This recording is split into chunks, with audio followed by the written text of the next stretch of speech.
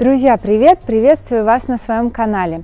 Сегодня мы будем готовить шоколадный хлеб на закваске Lievito Madre. Если вы работаете с другими видами заквасок, вы также можете готовить по этому рецепту. Просто уменьшите общее количество воды. Также этот хлеб не десертный, он не сладкий, поэтому подойдет для любых видов тостов и брускет. Ну что ж, пойдемте на кухню и давайте готовить вместе. Полный список ингредиентов, как обычно, вы найдете в описании под видео. Для начала нам понадобится 280 мл воды комнатной температуры и растворите в ней 10 грамм сахара.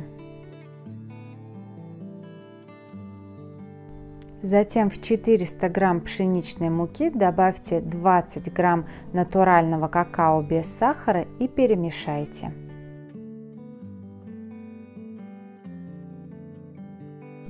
Далее добавляем воду с разведенной в ней сахаром и замешиваем тесто. Нам нужно полностью смешать муку с водой. Если жидкости будет недостаточно, просто добавьте ее небольшое количество, чтобы мука полностью собралась.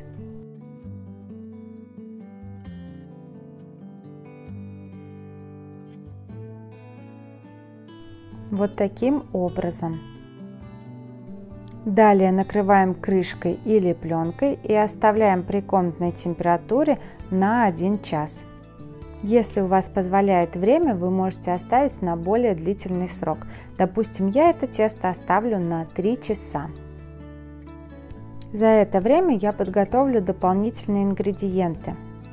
Я буду использовать 80 грамм миндальных орехов. Нарезаю вот таким способом. Вместо миндаля можно использовать любые орехи, которые вы любите, либо шоколад или шоколадные капли. Миндаль готов. 3 часа прошло, теперь время добавить закваску. Вот так выглядит моя закваска Lievito Madre. Теперь вот таким образом по кусочкам я ее добавляю в тесто. Напоминаю, что в тесто мы всегда добавляем активную закваску после того, как вы ее подкормили и прошло 3-4 часа, и она на пике своей активности. Вот так влажными руками я вбиваю закваску в тесто. Равномерно распределяем закваску.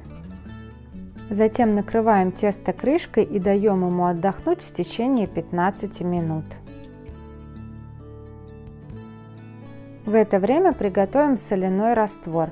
Для этого нам понадобится 20 мл воды комнатной температуры и добавьте 7 грамм соли.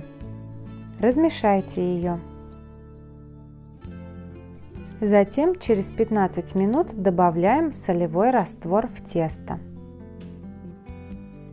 Активно перемешиваем.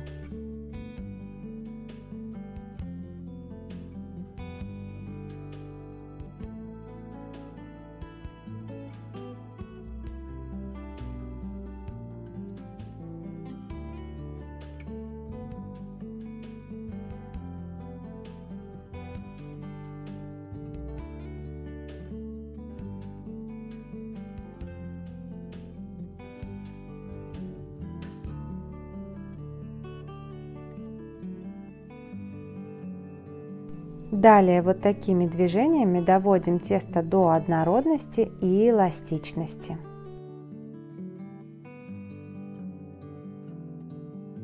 Выполняем это движение в течение 1-2 минут.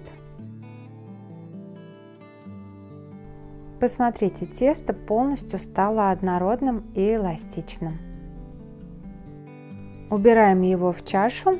Накрываем крышкой и оставляем при комнатной температуре на 30 минут. 30 минут прошло, теперь первый этап складываний, в который мы добавим дополнительно орехи. Руки всегда смачивайте в воде и вот таким образом делайте первые складывания. Берите один край теста, вытягивайте его немного и переносите на противоположный. Вновь закрываем крышкой и оставляем на 30 минут. Таких складываний мы будем делать 4 раза. Каждый раз смачивайте руки в воде Таким образом тесто не будет прилипать к рукам, и делаем вот такие складывания с интервалами в 30 минут. Третье складывание. Посмотрите, с каждым разом тесто будет изменять свою структуру. Оно будет становиться более эластичное и воздушное. И последнее, четвертое складывание. Далее также накрываем тесто крышкой и оставляем при комнатной температуре на 30 минут. 30 минут прошло, приступим к формовке теста. Выкладываем тесто на рабочую поверхность.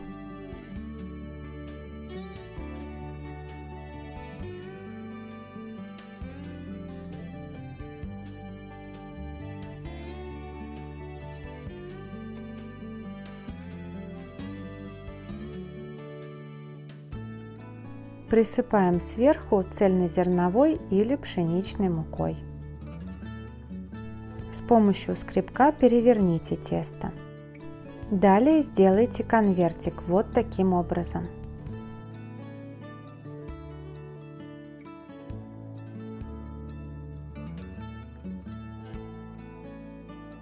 Присыпьте поверхность мукой и вновь переверните тесто. Вновь присыпьте мукой и вручную вот таким образом сформуйте тесто.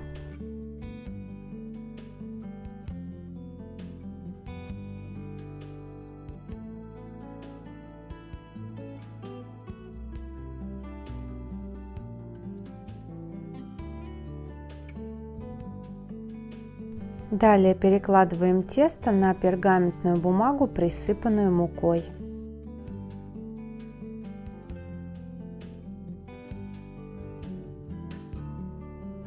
Остатками муки дополнительно вы можете присыпать тесто.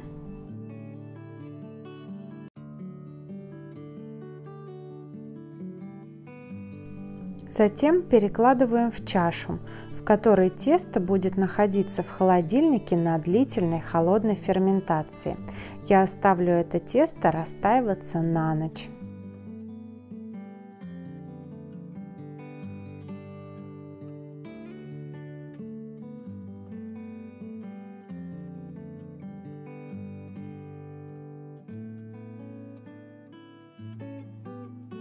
Обязательно накрывайте пленкой или запечатывайте вот таким образом в пакет. Далее отправляем наше тесто на длительную холодную ферментацию в холодильник, минимум 7 часов или на ночь. Вот так выглядит тесто с утра, оно увеличилось в объеме. Посыпаем его активно цельнозерновой мукой. Аккуратно распределяем ее по всей поверхности. В это время ваша духовка должна быть нагрета уже на 250 градусов, и в ней должен стоять и прогреваться горшок для выпекания хлеба. Я не использую лезвие для надрезов на хлебе, я использую просто очень острый нож. Вы можете также сделать надрезы по вашему желанию, такие, как вы хотите.